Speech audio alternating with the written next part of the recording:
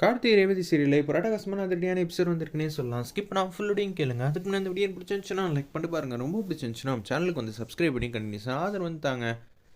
நம்ம மயில் வாங்கின மாட்டுக்கும் யோசிச்சிட்டே இருக்காங்க. ஃபங்க்ஷன் நல்லபடியாக வந்து நடந்துக்கிட்டே இருக்குது. ஆனால் இந்த கலசம் வந்து யார் எடுத்தா என்ன ஏதுன்னு சொல்லவே இல்லையே. கார்த்தி வந்து எப்படி கண்டுபிடிச்சாங்க? சரி கொஞ்சம் நேரம் கழிச்சு கேட்போங்கிற மாதிரி யோசிச்சுட்டு இருக்கிறப்ப சந்தர்களாவும் அவங்களோட ஹஸ்பண்டும் சிவனாண்டியும் வந்து பேசிகிட்டு இருக்காங்க. ஏங்க அவன் இது மாதிரி ஒரு விஷயத்த வந்து எடுத்துட்டான். எடுத்ததுக்கு அப்புறமேட்டுக்கு இதுக்கு பின்னாடி இருக்கிற சதியை வந்து நம்ம தான் பண்ணோன்னு தெரிஞ்சுக்கிட்டா என்னங்க பண்ணுறது?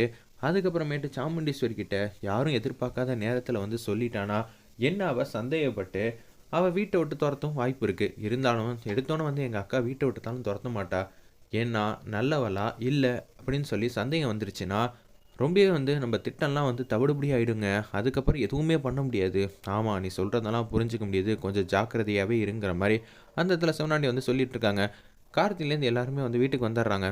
என்னப்பா எவ்வளோ பெரிய முக்கியமான விஷயம் வந்து நடந்திருக்கு, என்கிட்ட எதுவுமே சொல்ல மாட்டேங்கிறியே அப்படின்னு சொல்லி கேட்குறாங்க. அந்த இடத்துல நம்ம மயில் வாங்கினோம். சொல்லுங்கள் உங்களுக்கு என்ன தெரியணும்? என்னப்பா சிலம்பம் இப்படி பேசிகிட்டு இருக்கேன்? நான் உனக்கு ஆதரவாக தானே இருக்கேன். ஆமாம் இருக்கீங்க.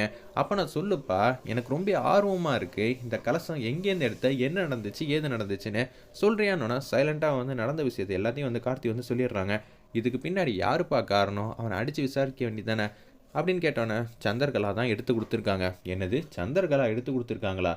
எல்லாரும் முன்னாடி வந்து உனக்கு ஆப்பு மேலே ஆப்பு வைக்கணும்னு நினைக்கிறாங்க. அப்போனா வந்து அந்த மாப்பிள்ளையை அடித்தது கூட இவளா இருப்பாளோ அப்படின்னு சொல்லி சந்தேகப்படுறாங்க. ஆமாங்க எனக்கும் அந்த சந்தேகம் இருக்குது. இன்னொன்று எனக்கு இப்போ மாயா மேலேயும் சந்தேகம் வந்துருச்சு.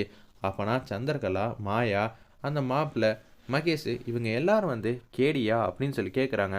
இருக்கலாம், நிச்சயம் இருக்குன்னு தான் நினைக்கிறேன். அப்போனா இவங்க எல்லாரும் சேர்ந்துக்கிட்டு தான் உனக்கு ஆப்பு வைக்கணும்னு நினைக்கிறாங்க அப்படின்னு நான் நினைக்கிறேன் அப்படின்னு சொல்லி மயில் வாங்கின வந்து சூப்பராக வந்து ஐடியா வந்து கொடுக்குறாங்க. என்ன சொல்கிறீங்க? நல்லா யோசிச்சுப்பார் சிலம்பம். மாயா வந்து ஆல்ரெடி வந்து பிரச்சனை பண்ணியிருக்கா. என்ன ஏதுன்னு பார்த்தா அந்த வெள்ளை கலர் கோட் போட்டவங்கள்ட்ட வந்து கேட்டால் மாயாவோட வண்டவாளம்லாம் தண்டவாளத்தில் ஏறின்னு நினைக்கிறேன். ஏன்னா அங்கே ஒரு பிரச்சனை நடந்திருக்கு. ஒரு பக்கம் சிவனாண்டி சொன்னதுனால தான் இவங்க சொன்னேங்கிறாங்க. அவங்க ஏன் பொய் சொல்லியிருக்கக்கூடாது? சிவனாண்டி வந்து வேறு ஏதோ ஒரு விஷயம் வந்து கண்டுபிடிச்சிருக்காங்க. அதனால தான் இப்படியெல்லாம் அவங்க பேசிகிட்டு இருக்காங்க. இவங்க 3 பேர் சேர்ந்து தான் நம்ம குடும்பத்துக்கு வந்து சதி திட்டம் போட்டுட்ருக்காங்க. அது மட்டும் எனக்கு தெளிவாக நல்லா தெரியுதுங்கிற மாதிரி சூப்பராக பேசுகிறாங்க. நானும் இது மாதிரி தாங்க யோசிச்சு வச்சுருந்தேன். அப்போனா என்ன இப்பயே வந்து அத்தைக்கிட்ட எல்லா உண்மையும் சொல்லி அடித்து துரத்திட வேண்டியதானே? எடுத்தோன்னு கவுத்தோன்னு எதுவும் செஞ்சோன்னு வச்சுக்கோங்களேன், அதுக்கப்புறம் அவ்வளோதான், நம்ம மாட்டிப்போம். நீ சொல்கிறதும் கரெக்ட் தான். அதுக்குன்னு இவங்க கெட்டவங்களாக இருந்துக்கிட்டு நம்ம வீட்லேயே இருந்திருந்தா நமக்கு பிரச்சனையாகும்ல. அது மட்டும் இல்லாமல் ஓ மேலே பழி போட்டுட்ருக்காங்க சிலம்பம். இது கொஞ்சம் கூட ஜீர்ணிக்கவே முடியல.